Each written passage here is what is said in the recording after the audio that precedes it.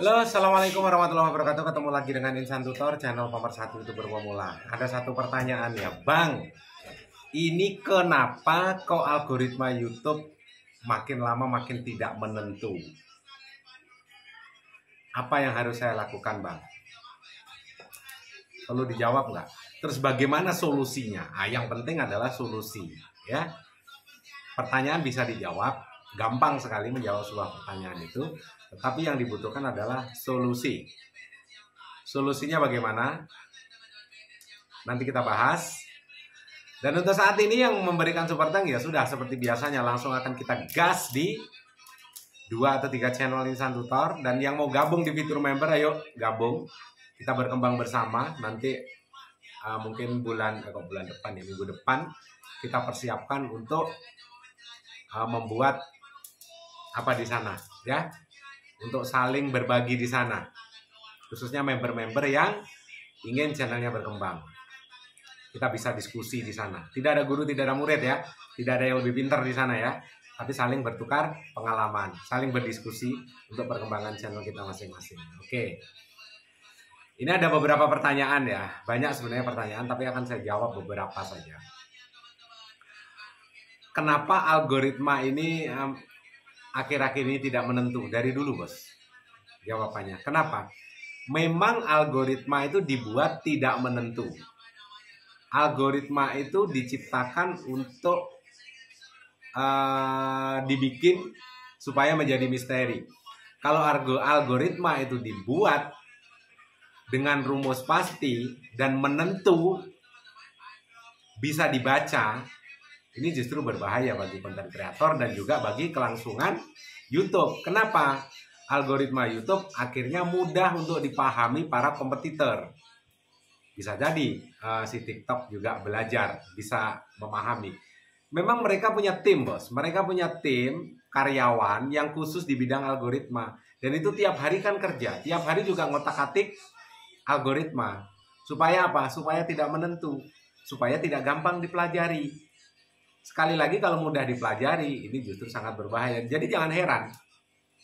Jadi mungkin saat ini videomu sepi, setelah itu tiba-tiba 2 hari baru ada penonton, atau mungkin baru minggu depan baru mulai ada penontonnya, atau mungkin saat upload saat ini 1 jam, 2 jam, 1 hari tiba-tiba penontonnya banyak sekali, setelah itu berhenti, nggak ada penontonnya sama sekali.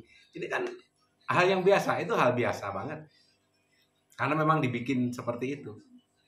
Ya, dibikin tidak menentu. Jadi seperti fatwa ya. Nggak menentu. Apa itu? Boykot. Sambil ditunggu saja. Semua produk Yahudi, Israel boykot.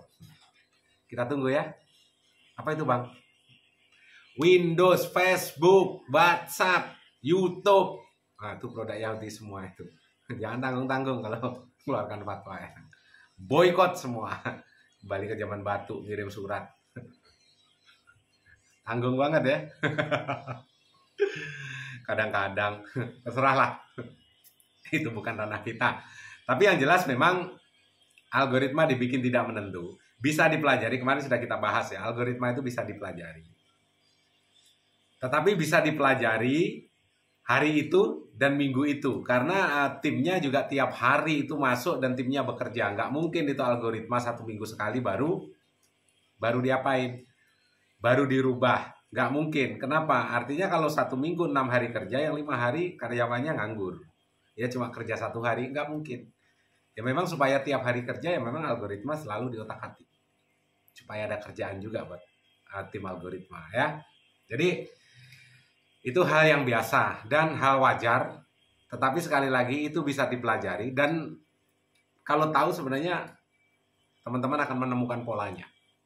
Ya, akan menemukan polanya. Sama dengan trading yang ada ininya. Nah, kan ada polanya tuh. Ya, dan itu bisa dipelajari walaupun tidak 100% benar, tetapi pengalamanlah nanti akan menentukan. Pengalamanlah yang akan menjawab semuanya. Sehebat apa channel teman-teman, sehebat apa teman-teman untuk menjadi seorang konten kreator. Terus mungkin saat teman-teman upload video, Ada nggak yang ngalamin? Video tiba-tiba dalam satu hari sepi, yang biasanya 100 tiba-tiba sepi, tetapi satu minggu berikutnya meledak. Atau justru kebalikannya, habis diupload langsung banyak penonton, setelah itu berhenti. Ya itulah. Sama juga dengan seandainya teman-teman bertanya di forum bantuan YouTube. Sekali lagi, kan sama kan?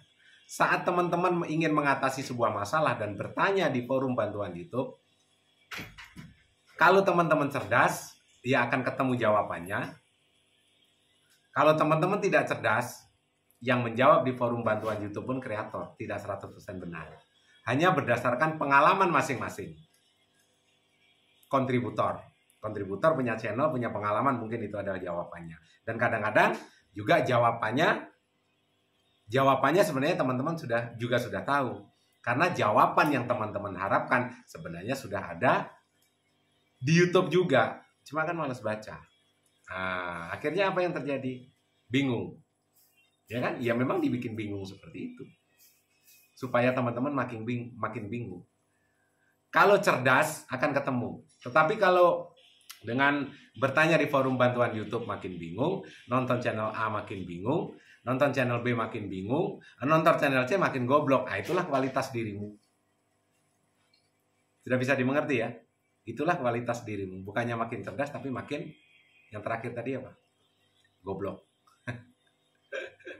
Jadi bagi teman-teman itu satu yang wajar. Terus pertanyaan kedua lagi, Bang, bagaimana caranya kita membalas komentar seandainya sesama pemula? Gini bro, kalau kalian membalas sebuah komentar di kolom komentarmu sesama pemula, usahakan sesuai dengan isi video. Kalaupun misalnya tidak sesuai dengan isi video, maka berikan support motivasi tetapi dengan bahasa yang berbeda dari komentar sebelumnya di channel yang berbeda. Karena kalau komentar sama, artinya copy paste dan banyak bahasa yang sama, itu spam juga. Spam itu tidak hilang, tetapi hanya disembunyikan oleh YouTube dan nanti akan keluar lagi seandainya kamu tonton lagi videonya. Termasuk subscriber, iya termasuk subscriber. Jadi jangan heran kalau kalian berkomentar di sebuah video, setelah itu besoknya kamu cari komentarmu nggak ada. Itu artinya terperangkap spam. Tetapi seandainya kamu tonton lagi video yang sama, setelah itu kamu komentar lagi, ya muncullah itu komentar keduanya malah kadang. Cukup simpel ya, cukup simpel. Terus cara mengembalikan seandainya didatangin channel pemula. Kapan Bang cara mengembalikan? Apakah perlu jeda waktu? Sebenarnya nggak ada aturan khusus. Yang penting selama sebelumnya itu aktivitasmu adalah aktivitas wajar manusia, bukan aktivitas seperti robot, maka langsung dibalas juga nggak masalah. Dan hal-hal semacam ini tidak perlu diperdebatkan. Kalau dalam hari yang sama, saat membalas komentar pertama kali buka YouTube langsung dibalas nggak masalah. Karena di hari itu adalah komentar pertama dan menonton YouTube pertama. Tetapi setelah mungkin 5, 4, 10 kali membalas komentar, ini kalau nggak ada jeda bisa jadi masuk spam. Men-subscribe juga seperti itu. Akan masuk spam. Tetapi kalau subscriber itu misalnya hilang, kamu tonton lagi video yang sama atau saling tonton lagi, itu akan permanen. Jadi tidak ada metode khusus ini. Yang tahu sebenarnya teman-teman sendiri. Yang terpenting dalam menonton sebuah channel yang namanya mensubscribe. Subscribe itu kan langganan. Ya. Orang kalau teman-teman belanja di sebuah warung, itu berlangganan itu belinya satu apa banyak. Ya itu jawabannya. Kan nongol di berandamu tonton, nongol di berandamu tonton.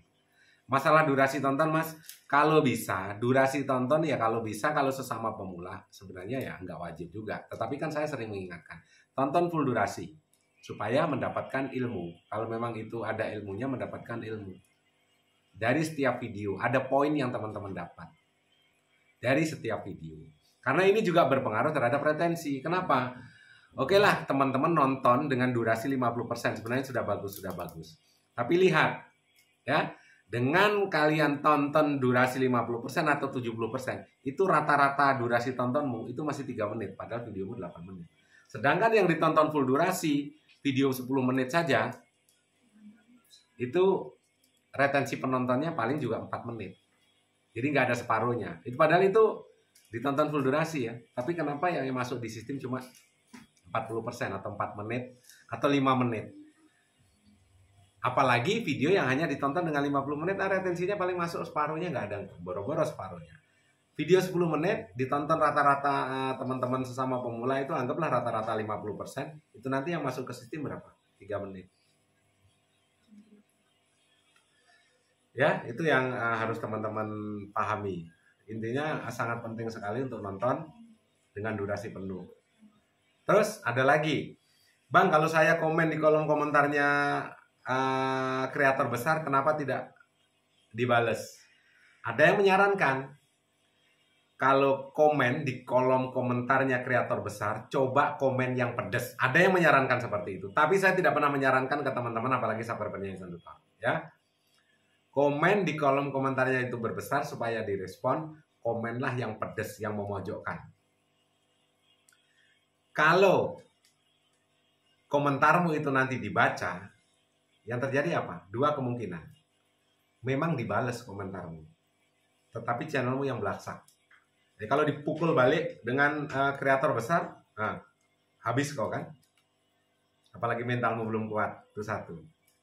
Yang kedua, komentarmu diblokir, channelmu diblokir. Akhirnya tidak bisa komen lagi di kreator besar. Setelah itu, yang terjadi apa? Subscribermu nggak bertambah-tambah. Tambahnya hoax kan? Tambahnya hoax. Makanya komen aja sesuai dengan isi video. Kalau nggak gitu ya, memberi motivasi. Atau mungkin memberikan penghargaan. Simple kan? Simple. Nggak usah komen yang macam-macam. Komen dengan jelekit. Nah, biasanya bisa diblokir. Atau diblokir kamu yang rugi. Ya, subscribermu pasti nggak bertambah-tambah itu. Komen yang nyelekit, coba aja komen di kolom komentarnya Insan Tutor yang nyelekit. Setelah itu menggunakan channel utamamu. Coba aja. Dilarang mas, siapa yang larang? Tapi coba aja kalau mau dicoba. Sukses selalu, salam buat keluarga. Mudah-mudahan ada hal positif ya yang bisa teman-teman ambil. Ambil positifnya, buang negatifnya. Belajar boleh di mana saja, yang penting sesuaikan dengan channelmu. Ya, sesuaikan dengan channelmu. Salam buat keluarga.